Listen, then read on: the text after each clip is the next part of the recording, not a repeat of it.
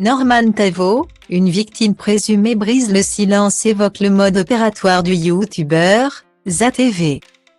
C'est une affaire qui secoue l'univers médiatique, et bien plus, depuis le début de semaine. Après des plaintes déposées par 6 femmes, le lundi 5 décembre 2022, le célèbre youtubeur Norman Tavo a été placé en garde à vue pour viol et corruption de mineurs. Finalement libéré le mardi 6 décembre 2022, le vidéaste renommé de 35 ans a vu les poursuites être pour le moment stoppées, à ce stade de l'enquête. Le jeudi 8 décembre 2022, l'une des plaignantes, Selma, a été l'invitée de l'émission Touche pas à mon poste sur C8.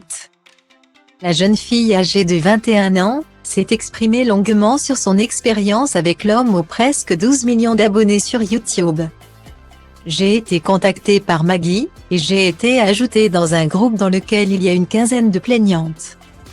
A débuté la jeune fille sur le plateau du programme quotidien.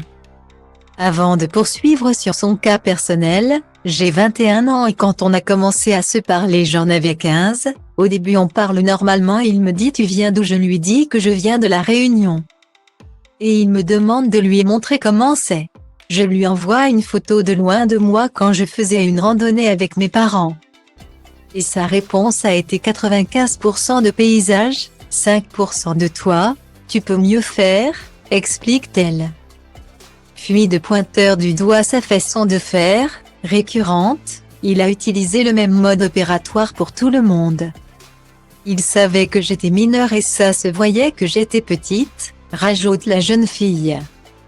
Courageuse, celle qui était fan absolue de l'univers de Norman Tavo ajoute, à l'époque.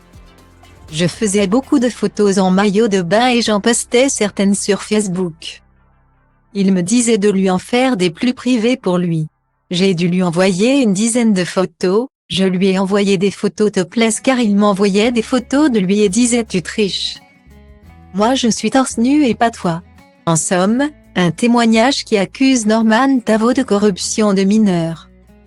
Après sa garde à vue, le youtubeur a été libéré, mais l'enquête se poursuit.